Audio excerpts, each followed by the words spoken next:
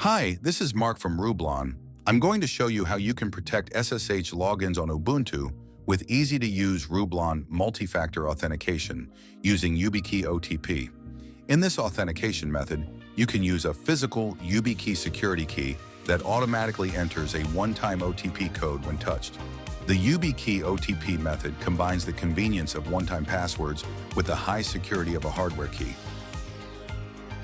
I open the terminal, initiate the SSH session. Now Rublon prompts me to authenticate using YubiKey OTP method. I insert the key into the computer's USB port and touch the key to confirm the login. And I'm logged into Ubuntu. Rublon supports a variety of other authentication methods, including mobile push, SMS link, phone call, email, as well as OTP codes. Enables secure access to networks, servers, endpoints, and applications using modern MFA. Go to Rublon.com and start a free trial of Rublon Multi-Factor Authentication.